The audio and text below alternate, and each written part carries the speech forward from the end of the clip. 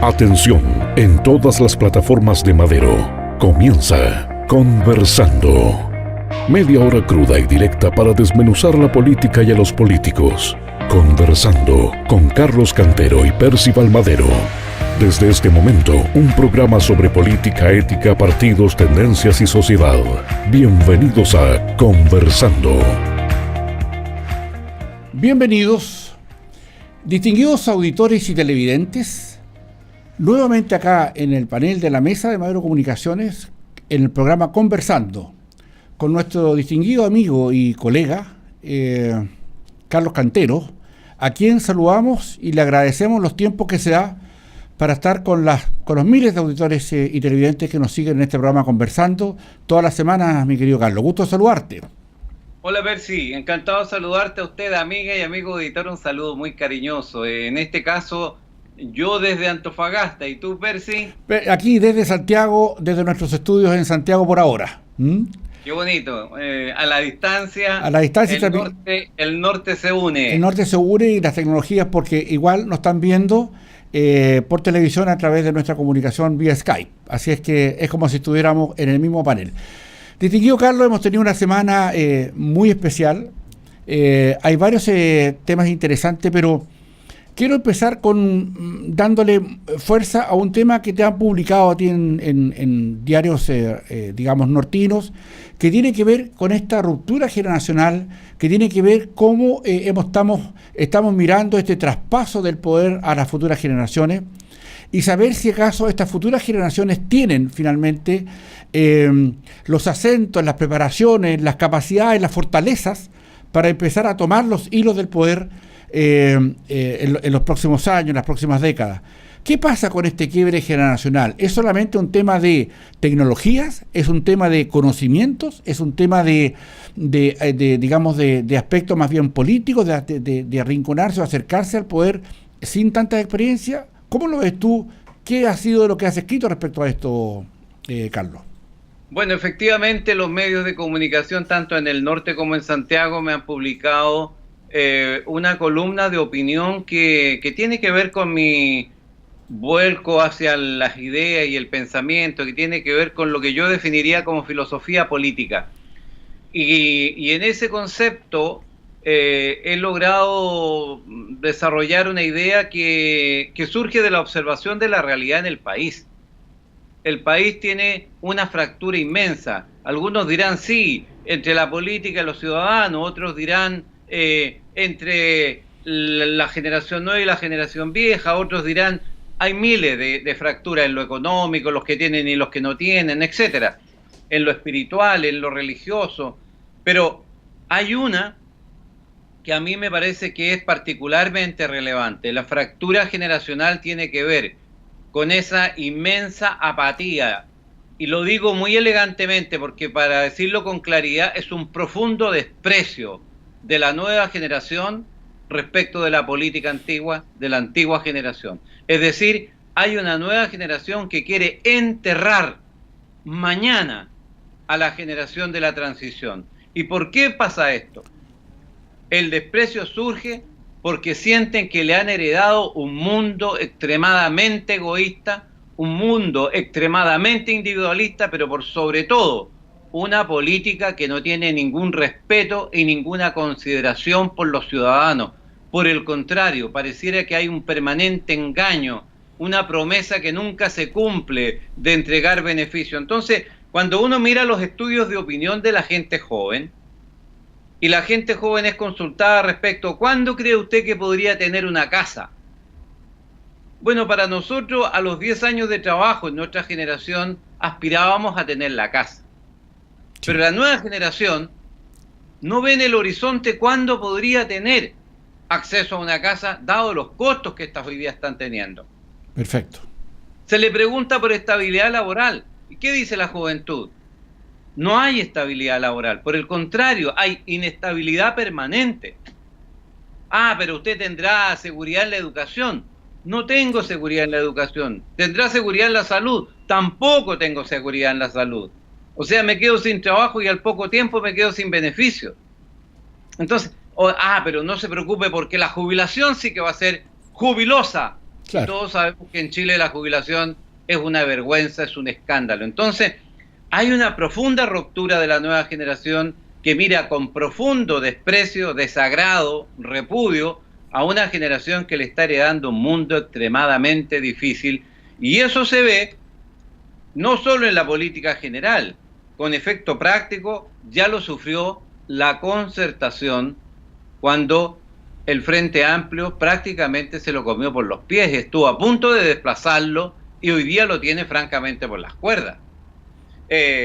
Luego, en el lado de la centro derecha, hay una tremenda sobada de manos, felices porque pareciera que viene el péndulo hacia la derecha. Pero yo tengo que decir que me parece que hay una generación que representa la inmensa mayoría de Chile, que si se organiza, que si se encanta con alguna oferta, con alguna propuesta en los próximos 2 años, que ahí es el periodo de respiro, ¿verdad?, frente al próximo desafío electoral, pueden pasar muchas cosas, o mejor dicho, puede pasar cualquier cosa en nuestro país. Ese es el gran desafío, esa es la gran responsabilidad que tiene el gobierno del presidente Piñera. Tener conciencia de que hay que introducir un relato que sea comprensible. ¿Para qué es este gobierno? ¿Qué va a entregar este gobierno a la gente, a la clase media, a los trabajadores, a la juventud? Perfecto. Ese mensaje no está claro. De acuerdo. No se ve por ninguna parte. Ahora, y en consecuencia, me parece a mí que hay que dar respuestas precisas para que la juventud no nos vaya a dar una sorpresa en un próximo desafío o contienda electoral. Me parece interesantísima la manera en que enfocas el tema, Carlos, pero también tenemos hoy día probablemente una juventud bastante inmediatista. Pareciera ser que todo lo tienen solucionado y pareciera ser también que dadas las tecnologías que nosotros cuando éramos estudiantes o solamente un par de décadas atrás o una década atrás hacían mucho más la mirada en cómo el mundo cómo el mundo se vivía era bastante más trabajado, mientras más hoy día da la impresión que la base cultural de nuestra juventud, en general la juventud del mundo, está con otros cánones tan distintos a los nuestros, y probablemente lo que tú señalas sea también una manera de traducir esa inmediatez también que los jóvenes tienen hoy día. Comparto contigo tus aprensiones respecto a lo que señalas, respecto a lo que es la justicia, lo que es la mirada del futuro de los jóvenes, la mirada de lo que le vamos a heredar. Pero ¿será también que hay harto de utopía en esto, Carlos? Porque es verdad que los jóvenes van a arremetir muy fuerte en las próximas elecciones. De hecho, si tú le echas un vistazo a la representante en la Cámara de Diputados hoy día y en muchas alcaldías y en algunas instituciones como los CORE o los consejos comunales, hay ya jóvenes que están aportando a esto. En fondo, ¿cómo cambiamos o cómo les ayudamos a que entiendan cuál es el paradigma de la política y saber si están ellos lo suficientemente estrenados para hacer los cambios? Porque no vaya a ser cosa, ¿ya?, que ocurra lo que acaba de ocurrir con un tremendo, rechazo y un tremendo también fracaso que tuvieron los jóvenes del Frente Amplio, que mirando toda esta política quisieron, echar abajo, al juez Abbott con un juicio que perdieron 17-0.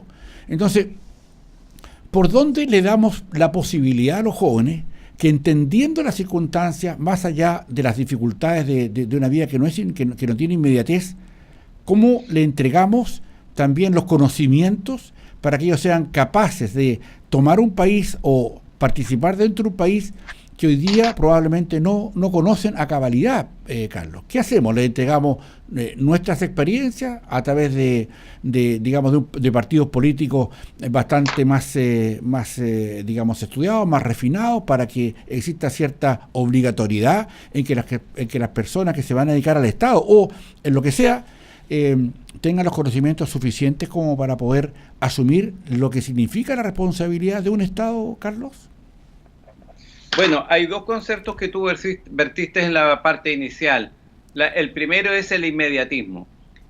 efectivamente el inmediatismo puede afectar en dos dimensiones. Puede afectar en el sentido de lo que tú estás planteando, que hay un desborde de iniciativas que no tienen una buena maduración, pero también tiene la dimensión de que el inmediatismo hace que los jóvenes se pregunten, bueno, ¿y qué gano yo ahora? No me ofrezcan algo en 10, en 20, en 30, o ni me ofrezcan jubilaciones maravillosas porque no les creo. Exacto. Ofrézcame algo ahora. Quiero saber qué... Entonces ahí es donde vienen los cantos de sirena, porque es muy fácil leer esto y no va a faltar el demagogo que va a empezar a ofrecer el oro y el moro, claro, ¿cierto? Y fruto de ese inmediatismo puede suceder cualquier cosa. Luego hablaste de la utopía de los jóvenes. Bueno, los jóvenes en realidad hoy día no tienen un ideario claro. El único ideario es ¿cómo voy? ¿Cómo estoy en esto? ¿Qué recibo yo? Claro. ¿Qué gano? ¿Hasta cuándo me piden sacrificios, digamos? Eso es lo que se está planteando. Y luego tú planteas el tema de la experiencia en la gestión. Ahí cabe una sola cosa. Los que tengan más experiencia y más ganas tienen que empezar a aportar a la gente joven su experiencia. Los jóvenes miran con mucho desprecio a los adultos, pero después de estos verdaderos absurdos, este ridículo que hizo, por ejemplo, el Frente Amplio en el caso Abbott, da cuenta de que en realidad la juventud, cuando actúa sin la prudencia, sin la templanza, sin la paciencia que tienen los mayores, comete estupideces monumentales, porque digamos las cosas por su nombre. 17-0 es señalar que lo que se hizo es una soberana estupidez y actuaron como unos idiotas, digamos las cosas como son. Entonces, estos jóvenes, ¿qué tendríamos que enseñarles? Claro, lo que habla de esto es que la experiencia es muy importante, pero ahí surge un tema que es complementario. ¿Están los partidos políticos hoy estructurados para motivar la participación o más bien motivan la apatía de la gente? Ese es el punto. ¿Hay una actuación de base o es cupular? ¿Se ven los intereses de las grandes mayorías o se está al servicio de los intereses de los 5 que ponen la plata en el partido y los otros 10 que son los que financian las campañas y que son dueños de las grandes fortunas de este país? Entonces ahí es donde está el problema. El problema es que nuestro sistema democrático, el sistema de partidos políticos, es un sistema que está cayendo en una descomposición que es muy evidente y que la gente la huele a la distancia. Se requiere allí una amplitud. Y no sería malo plantear, y te pido un comentario a ti en esta línea, los partidos políticos han bloqueado permanentemente cualquier posibilidad de igualdad de oportunidades para que los independientes postulen.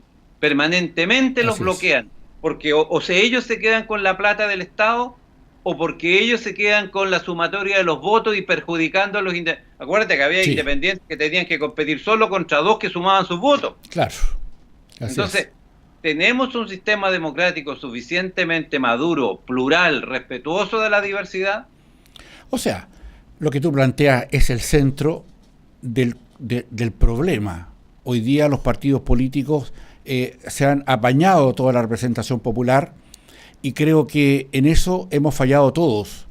Y como las leyes las hacen en el Parlamento, y esas leyes también tienen que autoproteger a quienes están legislando, creo que el punto está en que debiéramos buscar por la vía de las leyes electorales, que hoy día están tan amañadas, están hechas a propósito para favorecer algunos intereses, a los que tú hacías referencia recién, para obviamente abrirles los espacios a personas que, no estando en partidos políticos, quieran representar a la ciudadanía, pero el que se atreva a eso tiene que tener, más allá de un bolsón de recursos, una cantidad enorme de instancias para poder darse a conocer, porque finalmente la política no está hecha para los independientes. Y yo creo que finalmente lo que apunta el sentido de lo que tú indicas, a mi juicio, Carlos, está en la línea en que la ley electoral es la mala, la ley de partidos políticos es la defectuosa, porque finalmente es ahí donde los partidos políticos deberán estar obligados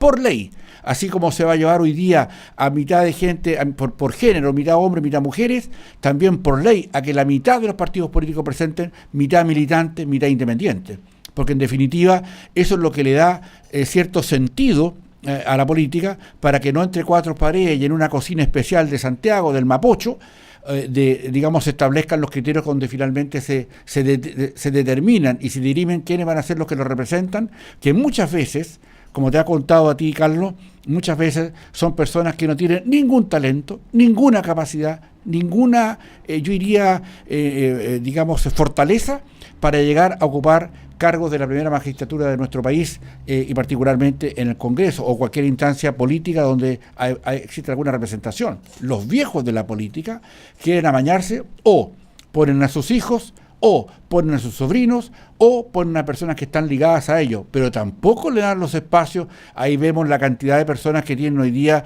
los hijos, los sobrinos, los nietos, etcétera, de candidatos parlamentarios, te fijas, y finalmente son un núcleo de personas que creo que con una buena ley de partidos políticos y de ley electoral, esto se debiera haber tremendamente favorecido, y yo creo que finalmente debieran asumirse las consecuencias de lo delicado que es para el futuro del Estado las conductas que hoy día estamos observando en los partidos políticos, Carlos. Me parece notable tu comentario en el sentido de que si hay equidad de género, ¿por qué no ponemos equidad entre los políticos y los independientes? Ese tema no ha sido tratado con esa perspectiva en la política chilena, y creo que es un gran aporte de este foro, de este programa, de esta conversación con miles de amigas nortinas que nos acompañan y de todo el mundo a través de las redes. ¿Por qué no hay equidad entre una política partidista y esa inmensa cantidad de independientes que quieren aportar pero que no quieren ser militantes de partido? Recordando aún más, ¿ya?, que sumando todas las cantidades de los militantes que participan en los partidos políticos, no suman, no alcanzan los que son militantes de partido. De los de la A o de la Z, o desde la A hasta la Z, no suma más de un 1% del electorado. Por lo tanto, ahí tenemos nosotros, los independientes, con la fuerza del norte, con la fuerza del sur, donde estén, asumir estos desafíos para que claramente se incorpore a la ley de partidos políticos, así como una igualdad de géneros, una igualdad también de posibilidades para que los partidos se atrevan a llevar a personas que, no siendo militantes, sean independientes, asuman los compromisos, porque hoy día, por ejemplo, tenemos senadores en el Congreso que son independientes, pero son pro, digamos, Renovación Nacional, son pro Demócrata Cristiano, y eso no está mal, pero son independientes, no obedecen a cúpula. Y eso permitirá mantener equilibrios que actúen con mayor independencia para evitar situaciones tan groseras, vergonzosas, desquiciadas, asquerosas como las que hemos visto, querido amigo, en el Consejo de Defensa del Estado. Así es. Que ha sido verdaderamente un escándalo, ¿no te parece? Totalmente. El Consejo de Defensa del Estado, que se suponía es la instancia donde llegan los mejores cerebros jurídicos con sus experiencias de nuestro país a definir lo que son la defensa del Estado, finalmente se transformó con muchas cosas como una caja de pagos de favores políticos. Ahí tenemos a una distinguida, digamos, militante de la democracia cristiana en su tiempo, que fue Javiera Blanco, que por un pituto de la presidenta Bachelet la coloca ahí de un cargo de por vida. Esos cargos son de por vida, Carlos. Entonces, con pero sueldos... me imagino, ¿verdad? Ella debe estar haciendo un tremendo servicio a la patria voluntariamente ahí, ¿o no? No, pues ellos cobran una cantidad muy importante de sueldos similares importantes. Estamos hablando de varias decenas de millones, digamos, de millones de pesos todos los meses, y con cargos póstumos, pues. O sea, nadie la puede. Entonces, hoy día hay una mirada de desprostituir el Consejo de Defensa del Estado para que ahí lleguen claramente las personas que tienen los talentos, las fortalezas y los conocimientos para asumir cosas del Estado. Por ejemplo, en el caso de la dama que estamos mencionando, ella tuvo que inhabilitarse en muchos temas, porque en decenas de temas, porque finalmente estaban en contra de la posición que ella había participado. Entonces, yo creo que lo que tú citas como un gran problema de Estado también es este Consejo de Defensa, que ojalá el presidente Piñera lo asuma con mucha fuerza para darle cambio, que lo someta a 8 años, 5 años máximo en su cargo, pero cargos totalmente técnicos, donde sea la experiencia del abogado que llegue a integrar este Consejo de Defensa del Estado también un premio a la más alta capacidad individual para que distinguidos abogados, hijos de nuestra patria, nos representen en lo que son la defensa del Estado, que es muy importante para todos los intereses de nosotros. Dada la desprolijidad que se ve en la política, dada la falta de confianza que denota la ciudadanía en todos los estudios de opinión, no es una cuestión prejuiciosa de uno, lo dicen los estudios de opinión, ¿no sería razonable tomar este comentario que hemos hecho de darle más potencia a los independientes? ¿Y por qué lo traigo de nuevo a colación? Bueno, porque hay un segundo tema que está en el tapete en este minuto, que es la decisión estratégica respecto de un tema tan importante y tan trascendente en el futuro próximo como es el litio, que juega un rol tan relevante como ha sido el cobre en los últimos 40, 50 años. Así es. Ahí hay decisiones muy importantes y no parecen ser tomadas con toda la perspectiva y con toda la pluralidad que permita cautelar de la mejor manera el interés público de Chile. Yo creo que hemos cometido errores y nosotros acá en Madero Comunicaciones, con toda nuestra red de radio, asumimos hace muchos meses atrás la defensa de un producto que es netamente nortino. El litio está en Atacama y está en Antofagasta, y nosotros estamos hablando y estamos concentrando nuestra atención en ello.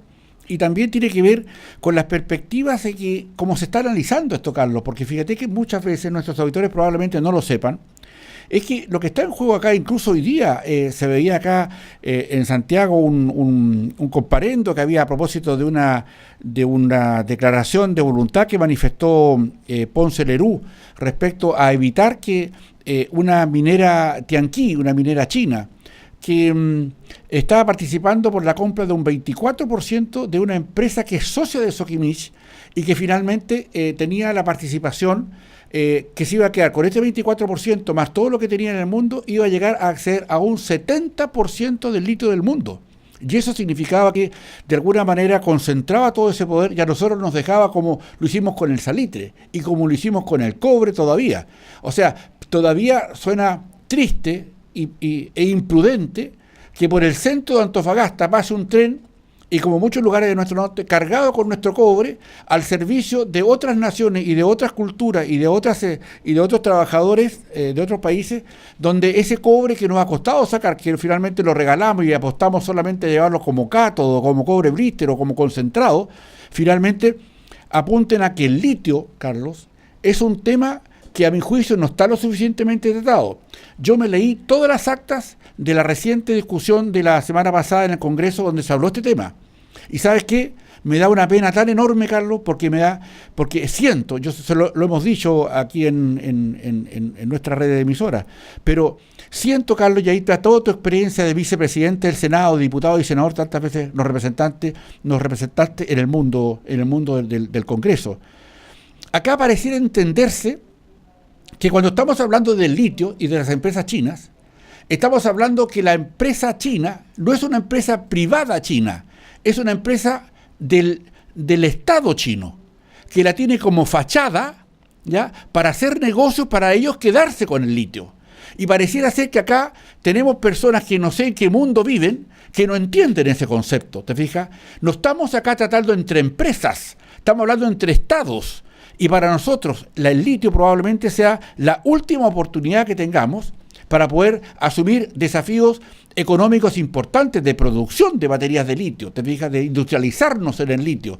Una manera de ver el futuro, mi distinguido Carlos, con una perspectiva de Estado, pues. O sea, no el negocio chiquitito, la cosa que va a ganar ahora Ponce Lerú, lo que va a ganar la empresa china, sino que cómo ganamos todos como nación, como Estado, de estas circunstancias que hoy día el destino nos presenta muy favorablemente, Carlos. Y eso es exactamente el sentido de la conversación en los primeros tramos de nuestro programa. La transparencia, de la política, el cautelar el bien común. Porque ¿qué es lo que ha venido ocurriendo? Lo que está ocurriendo es que el litio finalmente se lo estamos entregando a privados. Se lo hemos entregado a la empresa Sokimich.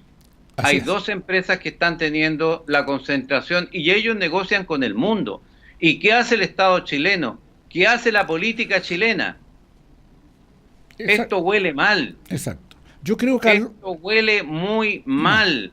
Y esto va a pasar lo mismo de siempre. Hablamos del bien público, hacemos grandes discursos y finalmente las cosas terminan todas en manos de las mismas 5 familias de siempre. Así es.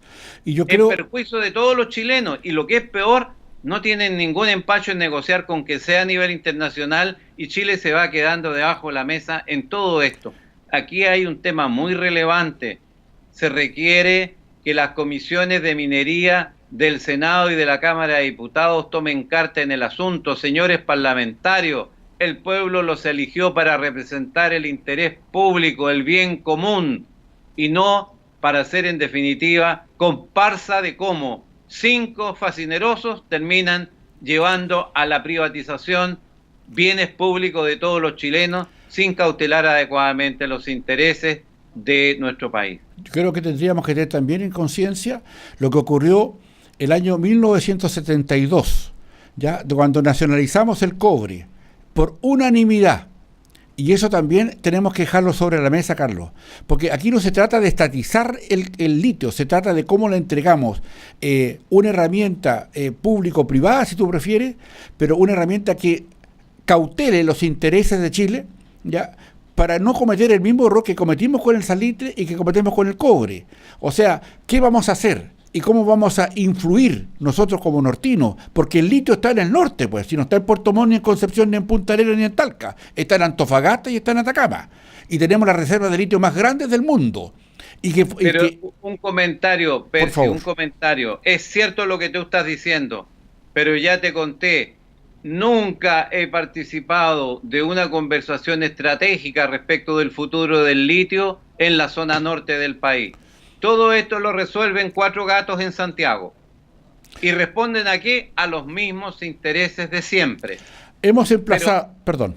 Entonces el llamado es a que los nortinos, la gente de nuestras zonas productoras, tomen un rol más protagónico, levanten la voz, alcen su voz reclamando mayor participación, porque el problema es que llegamos simplemente a las protestas cuando ya está todo oleado y sacramentado. Ahora se están tomando las decisiones. Hemos emplazado a través de este programa al presidente de la República y de otros programas de nuestra red de Madero Comunicaciones, particularmente en un programa que se llama Razones de Estado, a que los parlamentarios del norte asuman la responsabilidad que tienen con esto. Y le hemos señalado más bien, y a todas las personas que tienen influencia en esta situación, partiendo también por el presidente, el ministro de Minería, etcétera, para que, y también, Carlos, y aquí tú tienes con una fuerte influencia académica, señalar también que tenemos que sacar a la pizarra a saber qué están haciendo nuestras universidades en el norte, nuestras escuelas de minería y de metalurgia. ¿Dónde está la disposición de ellos? Los programas, nuestros medios de comunicación están abiertos para que ellos expresen sus intenciones. Y creo que ahí también hay una modorra académica, ¿ya? Muy lamentable, porque si tuviéramos masa crítica que estuviera gritando lo que tenemos que hacer, si pudiéramos hacer nosotros entre los cores de Antofagasta o de Atacama, conversaciones directas con Estado o con situaciones de industrialización del litio en otros lugares del mundo, todo sería distinto, pero hoy día faltan ganas, falta garra, falta ánimo, falta coraje para enfrentar estas circunstancias, Carlos. Exactamente lo que planteaba el ministro de Minería, Percy.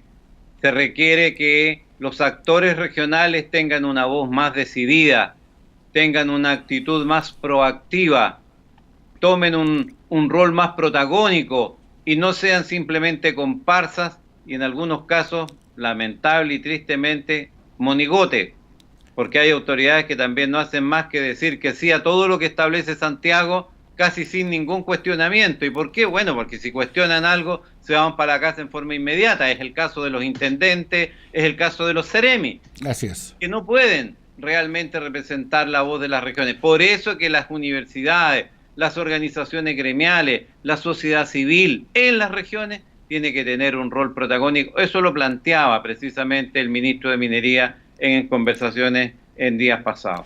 Qué interesante. Carlos, nos están quedando un par de minutos. Este tema da para mucho, seguramente vamos a poder tomarlo porque lo que está saliendo hoy día, el pan está calientito, está saliendo del horno respecto a lo que está pasando con la empresa minera china y Sokimich. Hoy día se está discutiendo eso en el Tribunal Constitucional. Pero fíjate que me interesa cerrar el tema con un tema que vamos a conversar un par de minutos solamente, que tiene que ver con el tema del ejército y la composición del alto mando a propósito de todas las cosas de estas irregularidades que están ocurriendo. ¿Qué debiéramos hacer, a tu juicio? Bueno, la primera cuestión que es básico es seguir profundizando en la transparencia, seguir profundizando en buscar transparentar todos los ámbitos de acción. Segundo, sanciones ejemplares a los corruptos. Bien. Mientras más sanciones, más categóricas sean, más señales claras de que no hay tolerancia con la corrupción. Me parece a mí que lo que ha venido observándose en el ejército, hay que ponerle coto de una vez por todas. Está muy bien dar de baja, pero hay que llevar esto a los... Hemos visto el proceso en Carabineros, cómo se ha demorado, se ha ido diluyendo y finalmente termina un cabo pagando todas las responsabilidades. Esto no puede ser, esto no puede continuar. Aquí los sinvergüenzas están en la cúpula y se disfrazan cargando a los que están abajo. Es la ley del gallinero, la típica ley del gallinero. Los de arriba se ocultan y desde arriba van ensuciando a los que están abajo. Esto hay que ponerle coto, pero para eso se requiere un golpe de autoridad que dé una señal muy clara, muy categórica de compromiso con la probidad y con la aplicación de todos los ámbitos de la justicia con el mayor rigor posible. Muy buen aporte, extraordinario aporte. Mi distinguido Carlos, queda los últimos segundos para despedirnos de este conversando de hoy, agradeciéndote nuevamente que hayas tenido la gentileza de compartir con miles de personas que esperan nuestro programa para saber nuestras opiniones, particularmente las tuyas, en este programa, en esta mesa de Madero Comunicaciones, particularmente en nuestro programa que se llama Conversando. Los segundos para poder despedirse, amigo mío. Un ofrecimiento a las amigas y amigos auditores de distintas zonas del país. ¿Quiere usted una reunión de conversación?